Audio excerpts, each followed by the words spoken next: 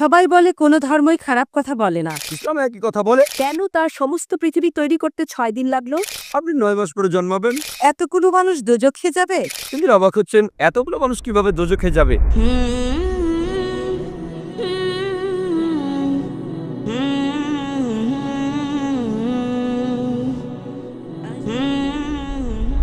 সবাই বলে কোনো ধর্মই খারাপ কথা বলে না, কিন্তু মুসলিমরা কেন অন্য ধর্মের লোকদের ইসলাম গ্রহণ করতে বলে? বোন, আপনি বললেন সব ধর্মে ভালো সব কথা থাকে, কিন্তু মুসলিমরা আমাকে ইসলাম গ্রহণ করতে বলে কেন? অন্য যেসব ধর্ম আছে সেগুলো যা বলে তার বেশিরভাগ কথাই ভালো, তবে ইসলাম ভালো কথা বলার পাশাপাশি আপনাকে দেখাবে কিভাবে সেটা অর্জন করতে হয়। আমি উদাহরণ দিয়েছি, সব ধর্মই বলে চুরি করো না, ইসলাম একই কথা বলে, তবে ইসলাম দেখিয়ে দেয় কিভাবে সেই অবস্থানে যাবেন যেখানে কেউ চুরি করে না। জাকাত দেন, সাহায্য করেন, এরপর কেউ চুরি করলে তার হাত কেটে ফেলেন, তাহলে চুরি করা বন্ধ হয়ে যাবে, কোনো অপরাধ থাকবে না। এজন্যই আমি বলেছিলাম যে ইসলাম ভালো কথা বলার পাশাপাশি আপনাকে দেখিয়ে দেবে কিভাবে সেটা অর্জন করতে হয়। যদি সর্বশক্তিমান আল্লাহ যে কোনো কিছুই তৈরি করতে পারেন, কেন তার সমস্ত পৃথিবী তৈরি করতে 6 দিন লাগলো? বোন প্রশ্ন করলেন যে আল্লাহ যদি যে কোনো কিছু সৃষ্টি করতে পারেন তাহলে কেন 6 দিন সময় নিলেন? বোন, আল্লাহ যদি চাইতেন একদিনে সৃষ্টি করতে পারতেন, তখন আপনি বলতেন যে কেন একদিনে তৈরি করেছেন, 6 দিনে কেন নয়? কারণ আল্লাহ 6 দিনে এটাই বানাতে চেয়েছেন।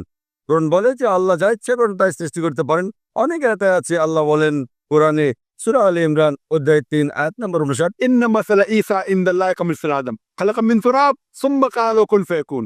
আল্লাহ আদম আলাইহিস সালামকে সৃষ্টি করেছেন যেমন তিনি যীশু খ্রিস্টকে সৃষ্টি করেছেন ধুলো থেকে, তিনি বলেন হও আর তা হয়ে যায়।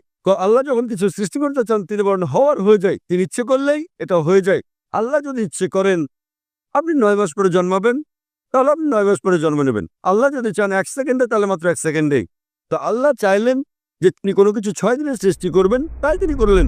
পৃথিবীতে অনেক মানুষ ভুল কাজ করছে, আমার ভাবতে খুব অবাক লাগে, এতগুলো মানুষ দোজখে যাবে? তিনি অবাক হচ্ছেন এতগুলো মানুষ কিভাবে দোজখে যাবে।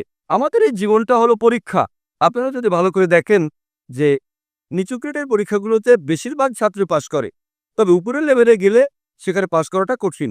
উদাহরণস্বরূপ কোনো কঠিন পরীক্ষায় বসেছেন, যেমন মেডিকেল কলেজে ভর্তি হতে গেলে আপনাকে পড়তে হবে, খাটাখাটনি করতে হবে, পড়াশোনা করতে হবে। একইভাবে বেহেশতে যেতে গেলে এটা সহজ কাজ না, এটা মেডিকেলে ভর্তির চেয়েও অনেক কঠিন কাজ। তাই এটা আসলে পরকালের জন্য পরীক্ষা। যারা আল্লাহর নির্দেশগুলো মেনে চলবেন তারা ইনশাআল্লাহ বেহেশতে যেতে পারবেন। আশা করি বোন উত্তরটা পেয়েছে।